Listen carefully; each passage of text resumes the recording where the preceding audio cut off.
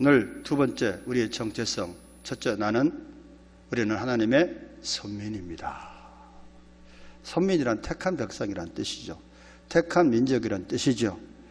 이스라엘만 선택된 민족이 아니라 예수 그리스도를 구주로 영접한 사람들, 그리스도의 영이 있어서 거듭난 사람들은 바로 하나님의 택한 백성인 줄로 믿습니다. 요한복음 15장 16절에 뭐라고 말씀했습니까? 너희가 나를 택한 것이 아니라 내가 너희를 택하여 세웠다라고 말씀하셨습니다. 사랑하는 미랄가족 여러분, 우리가 주님을 선택한 것이 아닙니다. 주님께서 저와 여러분을 창세전에 만세전에 선택하신 줄로 믿습니다. 그래서 구원받은 자가 되었고 하나님의 위대한 자녀가 된 줄로 믿습니다.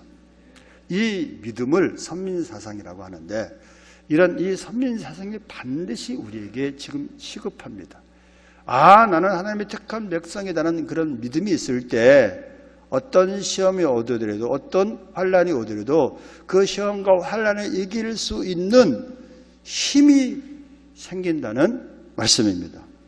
에베소서 1장 3절 6절 말씀을 좀 보겠습니다. 찬송하리로다 하나님 곧 우리 주 예수 그리스도의 아버지께서 그리스도 안에서 하늘에 속한 모든 신령한 복을 우리에게 주시되, 곧 창세전에 그리스도 안에서 우리를 어떻게 해서 택하사, 창세전에 우리를 택하셨대. 우리로 사랑 안에서 그 앞에 거룩하고 흠이 없게 하시려고 그 기쁘신 뜻대로 우리를 어떻게 했다? 예정하사 예수 그리스도로 말미암아 자기의 아들들이 되게 하셨으니, 이는 그가 사랑하시는 자 안에서 우리에게 거저 주시는 바 그의 은혜의 영광을 어떻게 하게 하려는 것이다? 찬송하게 하려는 것이라. 아멘.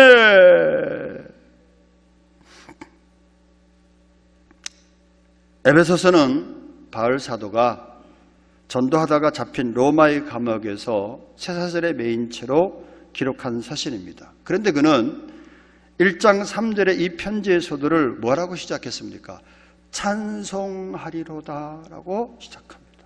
아니, 감옥에 갇혀서 고난을 당하고 있고 시험을 당하고 있는 이 사도 바울이 이 에베소서의 첫 서두를 찬송하리로다 라고 찬양을 했다니까요, 여러분. 우한 질고로, 우한 폐렴으로 말미암아 우리 예배를 못 드리면 우리도 모르게 눌려 있거든요. 또 때로는 막 불평이 나올 수도 있고 답답함이 막 나올 수 있고 짜증이 나올 수 있는데, 사도 바울은 그보다 더한 형편 속에서 어떻게 했다고요? 찬송하리로다 이렇게 얘기했어요. 그리고 뿐만 아니라 이 편지를 받고 있는 에베소 교회 성도들에게 동일하게 하나님을 찬미해야 된다고 기록하고 있습니다. 그것은 왜 그러느냐? 자신과 우리에게 허락된 하늘에 속한 어마어마한 영적 축복들 때문이었습니다. 그 영적 축복을 믿음으로 바라보니까 지금 비록 자기는 감옥에 갇혀 있다 할지라도 어떻게 된다? 하나님을 찬송할 수 있었어요. 진짜의 전성기는 고난이 왔을 때 전성기가 오는 거야. 초대교회 성도들이 뜨거운 믿음이 언제 생겼습니까? 고난과 핍박과 혼란이 왔을 때 진짜 믿음을 가질 수 있었던 거예요. 그들은 하나님을 찬송할 수 있었던 거예요.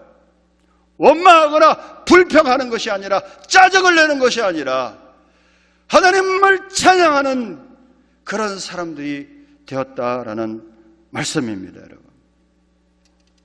우리가 하나님의 자녀가 된 이유가 바로 이런 하나님의 은혜의 영광을 찬미하게 하려는 것이니라. 제가 말씀 증거하다가 다음 주부터 성가돼야겠구나, 다음 주부터 찬양돼야겠구나 라는 생각을 하게 되었다는 거예요. 이 말씀 에베소서 1장 6절, 12절, 14절에 반복됩니다. 아니, 어마어마한 축복을 발견한 사람들이 어찌 찬양하지 않을 수 있겠느냐. 여러분, 다음 주에 말씀드릴 거지만 주님 곧 오십니다. 지금 우리가 신부단장을 하고 있어야 돼요. 신부 단장을 하고 있으면서 어려운 때지만은 무엇이 소망이 되느냐? 예수님이 소망이 되는 거야. 예수님의 재림이 진짜 지식이 아니라 이제는 믿어져야 되는 거야. 그래서 진짜의 전성기가 와야 되는 거야.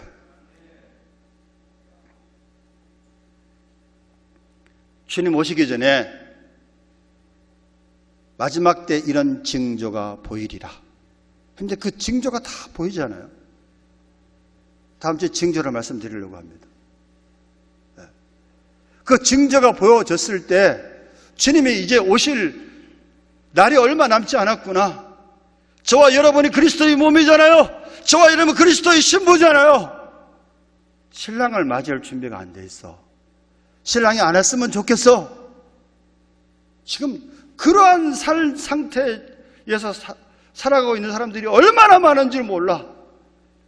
저는 우한폐렴이 여러 가지 복합적인 의미를 가지고 있다고 생각해요.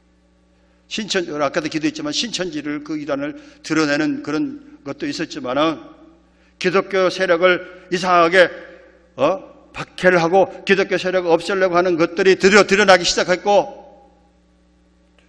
이때 하나님께서 우리가 진짜냐 가짜냐를 드러낼 수 있는 그런 조그만 풍랑을 통해서 하나님께서 말씀하고 계시는 음성을 우리가 들어야 된다는 말씀입니다. 저와 여러분 하나님의 백성이 되어서 택한 백성이 되었습니다. 어떤 삶을 살아야 됩니까? 한마디로 고린도서 3장처럼 너희가 그리스도와 함께 다시 살리심을 받았으면 어떻게 하라? 위의 것을 찾아라. 위에는 누가 계시죠? 예수님이 계시는 거야. 땅에 살지만은 우리가 세상에 살고 있지만은 세상에 속한 자가 아니라, 땅에 속한 자가 아니라 하늘에 속한 자가 되었으니, 하늘의 시민권을 가진 자가 되었으니, 고난이 오든 고난이 오지 않든 우리는 천국을 바라봐야 됩니다. 위의 것을 바라봐야 됩니다. 위의 것을 바라보는 삶은 주님과 교제하는 삶이고, 가장 그 주님과 교제하는 삶의 핵심이 뭔지 압니까? 예배를 통해서 영광을 돌리는 거야. 예배는 기독교의 생명입니다. 믿는 자의 생명이 예배입니다. 왜 그렇죠? 예배는 하나님과의 만남이기 때문에 그래요. 예배가 없으면 기독교 없는 겁니다. 그런데 이 우한폐렴으로 말미암아 대형교회 지금 70%가 다 예배를 지금 스톱하고, 뭐 어쩔 수 없이 전염병이니까 이해가 돼요. 그러니까 대처하는 방편으로 인터넷 예배, 저희 교회처럼 지금 실시간 예배를 드리고 있거든요. 인터넷 예배를. 근데 여러분, 그거는 어쩔 수 없는 전염병의 문제니까 어쩔 수 없는 그런 상황 속에서 드려지는 그런 예배이고, 그러나 여러분, 우리의 본질은 하나님 앞에 하나님의 택한 백성들이 모여서 하나님 앞에 예배 드리는 게 기독교의 본질인 줄로 믿습니다. 세상 사람들이 이 주일 낮 예배의 중요한 의미를 알지 못하니까 비난할 수 있어. 비판할 수 있어. 그러나 예수 믿는 사람들 자체가 흔들려서는 안 된다는 얘기예요. 깨달으셔야 된다는 말씀입니다. 나는 예수님과 함께 십자가에 못 박혔고 예수님과 함께 나는 살아난 사람입니다. 내가 그리스도와 함께 십자가에 못 박혔나니 그런지 이제 내가 사는 것이 아니요 오직 내 안에 그리스도께서 사시는 것입니다. 이제 내가 육체 가운데 사는 것은 나를 사랑하사 나를 위하여 자기 자신을 버리신 하나님의 아들을 믿는 믿음 안에 사는 것입니다. 그래서 여러분, 사도 바울은 뭐라고 고백했습니까? 내가 살아도 주를 위해 살고 죽어도 주를 위해 죽는다. 사나 죽으나 나는 주님의 것이다. 할렐루야. 저와 여러분은 주님의 것입니다. 저와 여러분은 하나님의 택한 백성입니다. 택한 백성답게 우리는 위의 것을 찾으면서 하나님을 찬양하는 삶을 살아야 될 줄로 믿습니다. 우리는 우한폐렴이라는 작은 고난과 시험인 전염병 앞에 우리의 정체성과 믿음이 흔들리고 있는 현실들을 봅니다. 참 안타까워요. 전염력이 강하게 될 수 있으면 모임을 자제해 달라는 정부의 요구는 충분히 이해가 됩니다. 그런데 정부는 언론과 방송을 통해서 교회가 주일 예배를 드리지 말고 종교 집회나 행사를 자제해 달라는 공문을 보내는 것까진 좋아요. 근데 그 이상 하게 되면 종교 탄압이 되는 거야. 동사무소 직원을 통해서 각 교회 목사님들에게 목사님 주일 예배를 이번 주일 드리십니까? 안 드리십니까? 전화를 각자가 다 해요. 저도 2통화 받았어요. 운정 동사무소 직원 아무개입니다 라고 신분을 밝혔기 때문에 제가 좋게 대답을 했어요. 신분을 밝혔기 때문에 목사님 주일날 이번 주일날 예배 드리십니까? 라고 물었어요. 2분이. 그래서 제가 아니 그분이 여자분이에요. 자매님이 왜 주일날 우리 교회가 주일날 예배 드리는 것을 확인하십니까? 무슨 권리로 무슨 권한으로 확인하십니까? 그리고 내가 거기에 대답할 의무가 뭐가 있습니까? 대한민국 엄연히 헌법에 종교의 자유가 있는 나라인데 당신들이 무슨 권한으로 주일 예배를 드리냐 안 드리냐를 확인을 하느냐. 좀 예배를 협조해 주시기를 바랍니다. 거기까지는 내가 충분히 이해합니다만은 주일 예배를 드리냐 안 드리냐를 확인하는 것은 내가 이해 못하겠다. 좋게 대답을 했어요. 그랬더니 그분이 죄송합니다 이렇게 얘기를 해요. 말을 못해. 맞는 말이니까. 그래서 말을 못하니까 또 마음이 짠해갖고 더더구나 여자가 얘기를 하잖아요. 전략이 좋아. 아무튼 정보가. 그래서 제가 자매님이 예수를 믿는지 안 믿는지 저는 알지 못하겠지만은 저희 교회도 지금 목사님들은 누구보다도 고민 많이 하고 누구보다 이 일로 인해서 고통을 당하고 있고 누구보다도 정부의 시책에 최대한으로 협조를 하려고 합니다. 목사가 바본 줄 아세요? 당신들보다 더 고민하고 더 협조를 하려고 합니다. 우리 교회 같은 교회도 주중 모든 예배는 잠정적으로 연기하고 있어요. 새벽 예배 연기하고 밤 9시 기도회 연기하고 수요예배, 셀예배, 금요 심야교대 다 지금 연기하고 있습니다. 달랑 주일 오전 예배 드리는 것밖에 없습니다. 그리고 점심도 안 먹고 성가대도 안 하고 주일 저녁 예배 드리지도 않고 다 교인들 돌려보내고 교인들도 목사 말 안 듣습니다. 나오라면 나오고 안 나오라면 안 나오는 줄 아세요? 그렇잖아요, 여러분. 나오라고 여러분 나와, 지금. 교인들도 다 각성하고 있고 분별력이 있으니까 걱정하지 마시고 교회가 적극 협조합니다라고 보고하세요. 이렇게 얘기를 했어요. 그리고 단속할 때가 있어. 뭘 단속하느냐? 나이트클럽 그런 데 좀 단속 좀 하세요. 며칠 전에 제가 뉴스를 보니까 신천 토요일날 심야에 나이트클럽을 기자가 취재를 갔어요. 세상에나 내상에나 마스크도 안 쓰고 몸을 부배대는데 꽉꽉 찼어. 그런데 가서 단속 좀 해. 네. 주일 예배 마스크 다 쓰고 찬송도 제가 못하게 하잖아요. 마음으로 눈으로만 하라고 하잖아요. 혹여나 교인들 중에서도 민감하신 분이 계시니까.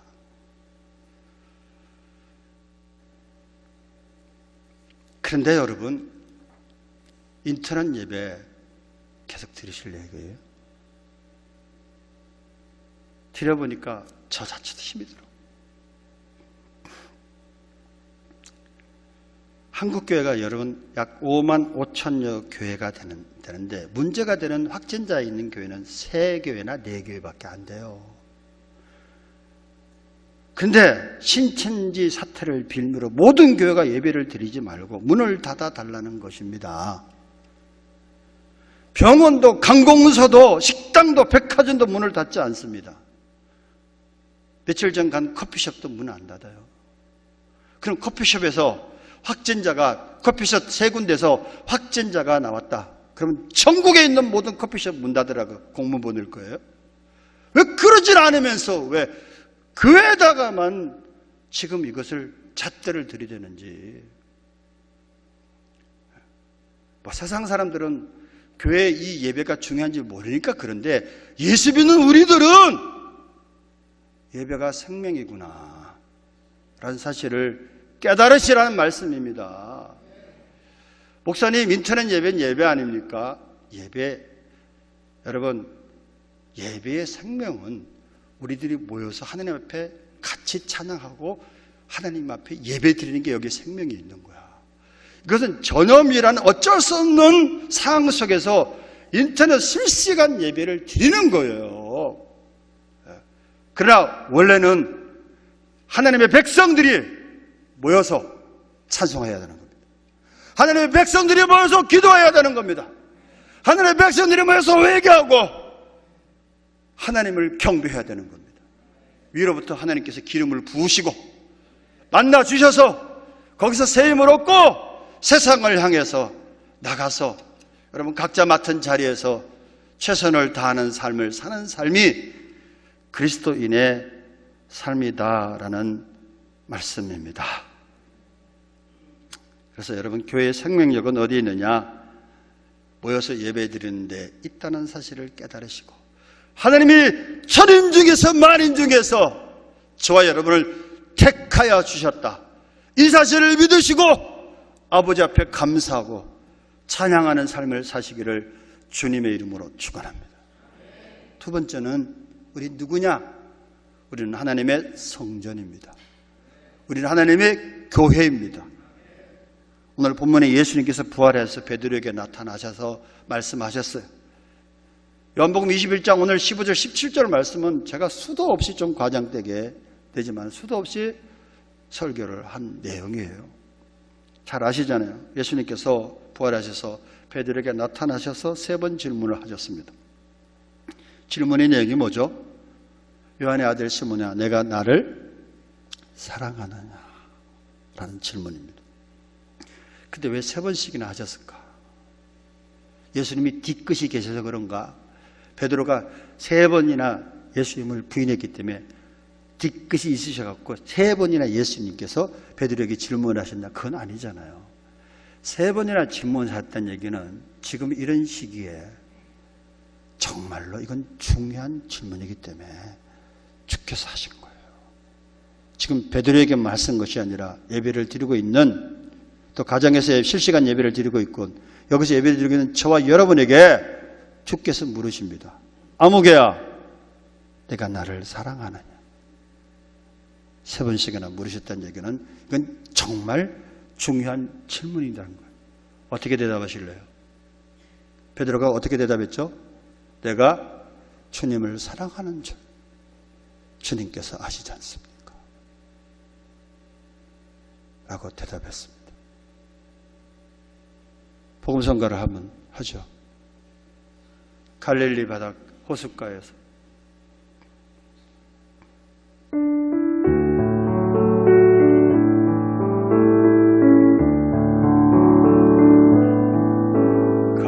갈릴리 호숫가에서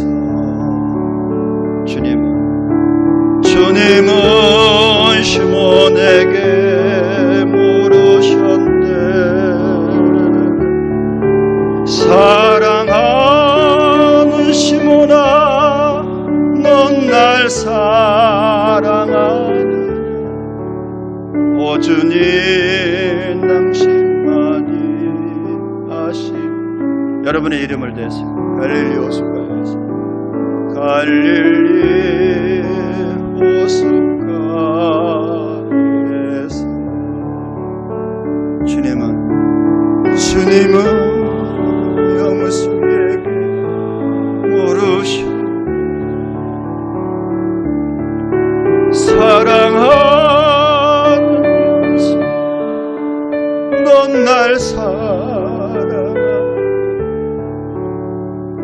주님 당신과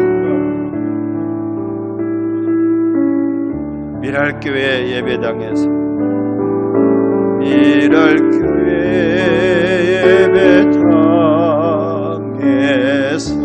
주님은 세게 물으셨네. 사랑하는 넌 날 사랑해. 오 주님 당신만이 아십니다. 여러분, 아이가 아프면은 삼촌하고 놀고 이모하고 놀고 친구하고 놀다가도 아이가 아프면 다 필요 없어. 누구 품만 찾느냐? 어머니 품만 찾습니다. 세상 속에 살다가 평안할 땐 모르다가 어려움을 당하고 시험을 당하고 고난을 당할 때 저와 여러분이 바라봐야 할 대상은, 저와 여러분이 찾아야 될 대상은 예수님이십니다. 한 소녀 앞에서 3번씩이나 예수님을 부인한 실패한 베드로. 예수님이 찾아왔을 때 얼마나 부끄러웠을까요? 네가 다른 사람들로 나를 더 사랑하느냐? 대답할 자격은 없지만 그래도 보니까 자기는 주님 없이는 못 사는 존재인 것을 주님을 떠나보니까 알 수 있었다는 얘기죠. 그러니까 그는 대답했던 거야. 내가 주님을 사랑하는 줄을 주님께서 아시지 않습니까? 이렇게 대답한 베드로에게 주께서 사명을 주셨습니다. 무슨 사명 주셨죠? 내 양을 먹이라. 내 양을 치라. 내 양을 먹이라. 이미 말씀드렸듯이 2가지 의미를 가지고 있어요. 보이는 사람을 사랑해다오. 네가 나를 사랑한다면 보이는 사람을 사랑해다오 라는 의미가 있고, 2번째, 네가 나를 사랑한다면 나의 교회를 사랑해다오. 내 양을 먹이고 내 양을 치고 내 양을 먹이라는 얘기는 주님이 피로 값주고 산 그런 성도들, 주님의 피로 값주고 산 교회, 성도들의 모임을 먹이고 치고 먹이라는 얘기를, 나의 교회를 사랑해다오. 그것이 나를 사랑하는 것이다 라고 말씀한 겁니다.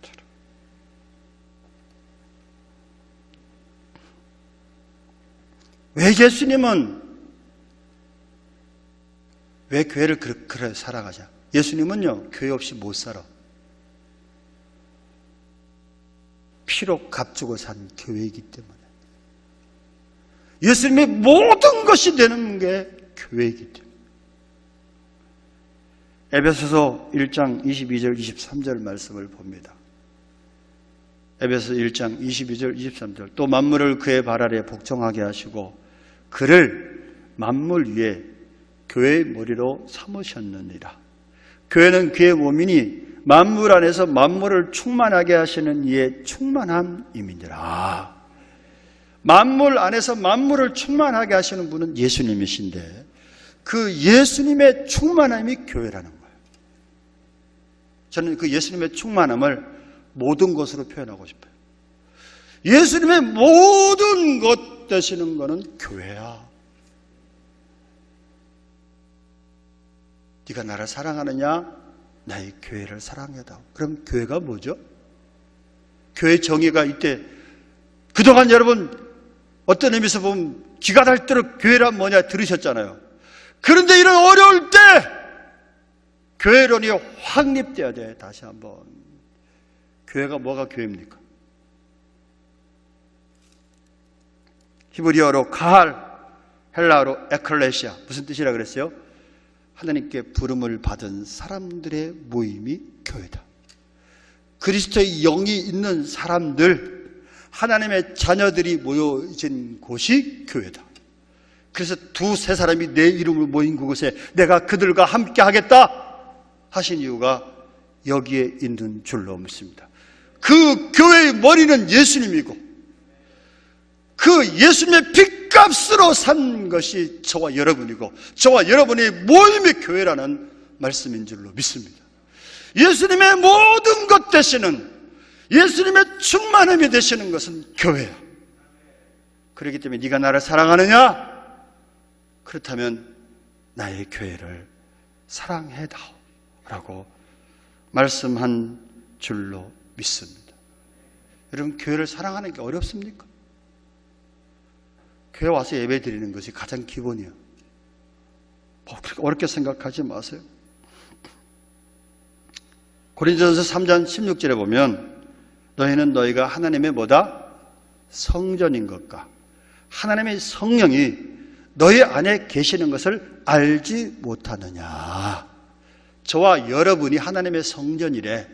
저와 여러분이 하나님의 교회래요. 우리들의 모임이 교회 공동체라고 말씀하고 있습니다. 저걸 잘못 해석하다 보니까 무교회주의자가 나왔어요. 내가 교회니까 꼭 주일날 예배당에 나가서 예배 드려야만 예배냐? 내가 아무 데서나 예배 드려도 되는 거지. 그렇습니까? 그래서 여러분, 성경이 기본적인 거를 어려울 때 항상 기본으로 돌아가셔야 돼요. 누가복음 2장 41절 이하에 보면 예수님께서 12살 때 부모와 함께 유월절을 지키러 예루살렘에 올라갔어요. 유월절 절을 다 지키시고 이제 돌아가시게 되었는데 예수님께서는 예루살렘에 그대로 머무셨는데 예수님의 부모인 요셉과 마리아는 예수님께서 자기들과 동행하는 줄 착각했어요. 그리고 하룻길을 지나간 다음에 찾다 보니까 예수님이 안 계시네. 그래서 부랴부랴 예수님을 찾아서 사흘길을 헤맸습니다. 그래, 그 마음이 얼마나 초조했겠어요. 사흘길을 헤매서 혹여나 하고 예루살렘에 올라가서 성전에 들어가시는데 거기 예수님께서 서기관과 논쟁을 하고 계셨잖아요. 그러니까 마리아가 불타는 마음으로 아야 어찌하여 우리가 위에게 이렇게 하였느냐, 보라 내 아버지와 내가 근심하여 너를 찾았노라 라고 말을 했어요. 그때 예수님께서 뭐라고 대답하셨죠? 어머니 죄송합니다 라고 말씀하지 않으시고 뭐라고 말씀하십니까? 어찌하여 나를 찾으셨나이까 그랬어요. 왜? 내가 내 아버지의 집에 있어야 할 줄을 몰랐나이까. 보이는 이 성전, 보이는 예배당을 예수님은 내 아버지의 집이라고 말씀했습니다. 내 아버지 집이라고 표현했어요. 왜 예수님께서는 이 일을 행하셨는가? 오늘을 사는 우리에게 교훈하고 계시는 겁니다. 무교주의자들이 생길 것을 예수님 미리 다 보셨어, 아셨어. 교회의 중요성을 가르치고 있습니다. 보이는 교회, 보이지 않는 교회를 말씀하고 있습니다. 여러분, 보이는 교회 역사를 보면, 성전의 역사를 보면 첫 번째 지어진 성전이 어떤 성전이죠? 솔로몬 성전입니다. 솔로몬이 최초로 아브라함의 제사를 지냈다는 모리아산에 성전을 세웠습니다. 그것이 최초로 세워진 눈에 보이는 그런 성전이 솔로몬 성전이었습니다. 이 솔로몬 성전이 바벨론의 느부갓네살 왕에 의해서 이 성전이 어떻게 되죠? 파괴됩니다. 그 다음에 세워진 성전이 어떤 성전입니까? 그 다음에 세워진 성전이 어떤 성전이에요? 성경이 읽어지네. 구약편을 공부하셨잖아요. 스룹바벨 성전입니다. 스룹바벨 성전. 느헤미야와 이런 사람들이 의해가지고 스룹바벨에 세워진 성전을 스룹바벨 성전이라고 해요. 이 스룹바벨 성전은 시리아의 왕 안티오쿠스에 의해서 파손이 됩니다. 세 번째 세워진 성전이 어떤 성전이냐? 헤롯 성전이에요. 이 헤롯 성전은 스룹바벨 성전을 무너지는 것을 개축한 거예요. 예수님 탄생 전 20년 전에 세워집니다. 그런데 이 헤롯 성전이 어떻게 됐죠? 예수님의 예언대로, 예수님의 말씀대로 로마의 티투스 장군에 의해서 AD 70년에 성전이 완전히 파괴가 됩니다. 폐허가 됩니다. 그것이 이제는 눈에 보이지 않는 성전으로 성령에 의해서 지어졌어. 할렐루야. 너희가 하나님의 성전이다. 하나님의 영이 거기 거하시는, 저와 여러분이 하나님의 성전이요, 저와 여러분의 모임이 하나님의 교회라는 거예요. 네가 나를 사랑하느냐? 네가 나를 사랑한다면 나의 성전을, 나의 교회를 사랑해다오. 그것이 바로 나를 사랑하는 것이다. 예수님은 그러면 성전을, 보이는 성전을 뭐라 그랬죠? 만민이 기도하는 집이다, 이렇게 말씀했어요. 할렐루야. 성령을 모신 교회인 저와 여러분이 중요하지만 우리들이 모이는 장소인 예배당도 그에 못지않게 중요하다는 말씀입니다. 이곳에서 모여서 하나님을 찬미하잖아요. 이곳에 모여서 예배를 드리잖아요. 이곳에 모여서 하나님을 만나잖아요. 예배를 통해서 영과 진리로 예배 드리잖아요. 하나님이 보이지 않는 성령의 기름을 부어주시잖아요. 예배하신 복을 부어주시잖아요. 세상을 향해서 나갈 수 있는 힘을 주시잖아요. 그래서 제자를 삼는 모임이 이 예배당을 통해서, 이 교회를 통해서 성경 공부, 각 기관의 교육이 이곳에서 이루어지지 않습니까? 교제도 이곳에서 이루어집니다. 기도와 구제와 선교도 이곳에서 이루어지잖아요. 말세가 되다 보니까 무교회주의자들이 증가하고 있는 것 같은데 잘못된 것입니다. 보이는 교회인 예배당도 중요한 겁니다. 5평의 창고의 기적이라는 책을 쓴 사람이 있습니다. 이 사람은 50만 원으로 사업을 시작하여 지금은 1,000억 원의 기업을 이뤄낸 사람입니다. 그런데 이 사람이 50만 원으로 사업을 시작한 동기가 뭔지 아세요? 직장을 취직을 했는데 그 직장이 주의를 안 지키는 거예요. 주의를 지킬 수 없는 직장 때문에 그는 그 직장에서 퇴사하고 나왔습니다. 그는 주의를 성수만은 목숨 걸고 지킨다고 하는 신념을 갖고 살아가는 사람이었습니다. 지금도 그는 주일마다 주일학교 교사로 봉사하고 있습니다. 이 사람이 바로 이래전자의 사장인 정문식 사장님이십니다. 이제 우리의 삶도 우리가 주님을 사랑한다면 예배의 우선순위를 두는 삶을 살아야 될 줄로 믿습니다. 예배를 통해 하나님의 말씀이 선포됩니다. 예배를 통해 하나님의 의지가 나타납니다. 예배를 통해 하나님의 뜻이 선포됩니다. 예배를 통해 하나님께서 우리에게 지혜를 주십니다. 예배를 통해 하나님께서 성령의 기름을 부어주십니다. 예배를 통해 우리를 치료하십니다. 할렐루야. 교회를 통해 하나님 또 축복하십니다. 뭘 축복하신지 아십니까? 아브라함의 복을 받게 하십니다. 역사적으로 그것을 증명해 볼까요? 공산주의 이데올로기가 붕괴된 후 구소련이 해체되었습니다. 많은 나라로 분리되었는데 그 가운데 우즈베키스탄과 카자흐스탄을 보십시오. 우즈베키스탄은 구소련의 중심 국가였습니다. 그런데 우즈베키스탄은 독립 후 무슬림의 영향으로 교회를 세우려는 것을 허락하지 않았습니다. 선교사님들에게 비자를 주지도 않았어요. 그러나 상대적으로 변방에 있던 카자흐스탄은 기독교를 받아들였습니다. 그리고 선교사들에게 비자를 줘서 선교를 허락했습니다. 불과 15년이 지난 지금 어떤 변화가 일어나는지 아십니까? 현재 카자흐스탄에는 1000개의 등록교회가 세워져 있습니다. 실크로드를 따라 백투더 예루살렘 운동을 펼치는 선교의 중심지가 되었습니다. 더 놀라운 것은 구소련의 중심이었던 우즈베키스탄은 지금 카자흐스탄과 비교할 때 경제적으로 임금 격차가 10배나 난다고 합니다.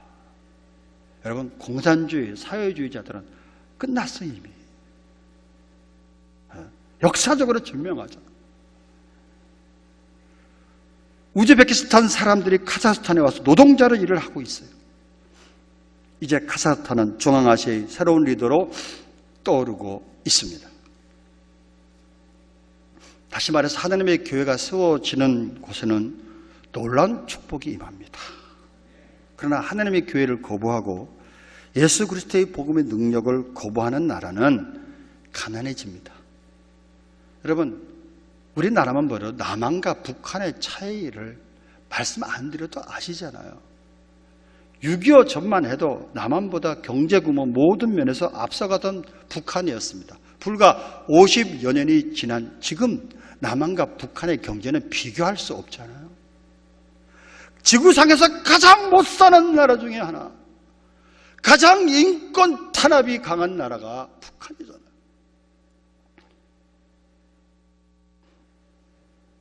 미얀마, 우리보다 모든 면에서 앞서갔던 나라였습니다. 지금 가장 가난한 나라가 되었습니다. 예수 그리스도의 복음을 거부하고 하나님의 교회를 거부한 결과입니다. 지난 2000년 동안 교회를 핍박하던 모든 세력들은 망했습니다. 개인도 망했습니다. 국가도 망했습니다. 정당도 망했습니다. 조심스러운 말인데 지난 4일날 모 일간지에 모 정당의 원내 총무 이아무개가 인터뷰를 했어요. 무슨 인터뷰를 했느냐?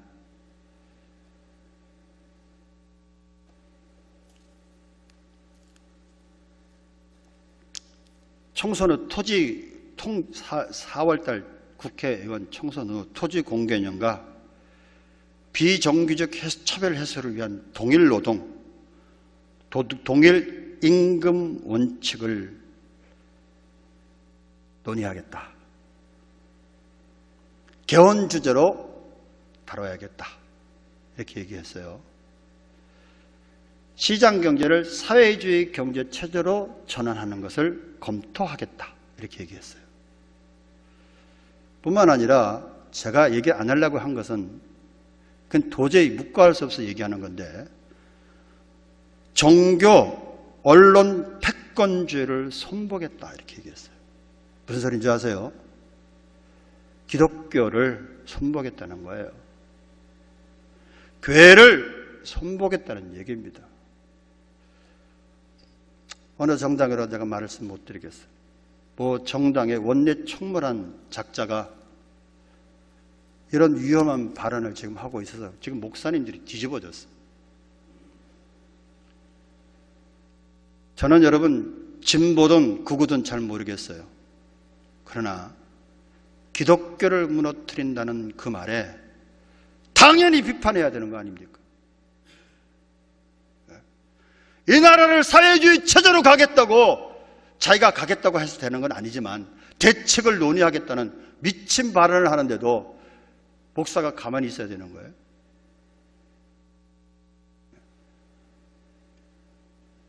저는 한국당이든 민주당이든 교회를 무너뜨리는 어떤 발언을 하고 교회를 무너뜨리는 계획을 세운다면 적극 반대할 겁니다.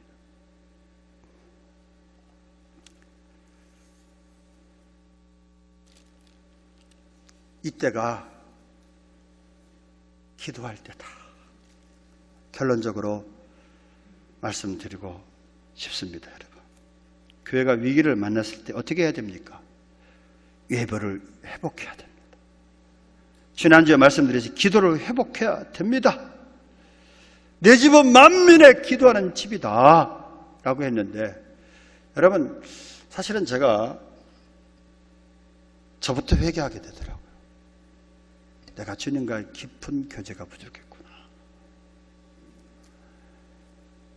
어떤 고난이 다가오고 시험이 올 때 알곡들은 안으로 들어와야 돼. 주님과의 관계를 정립하셔야 돼. 네가 나를 사랑하느냐? 내가 주님을 사랑합니다 라는 고백이 저절로 나올 수 있을 정도로 환난과 시험 바깥은 모르겠어. 그것을 통해서 주님만 바라보고 기도를 회복하는 좋은 계기가 되시기를 주님의 이름으로 축원합니다. 동영상 하나 보겠습니다.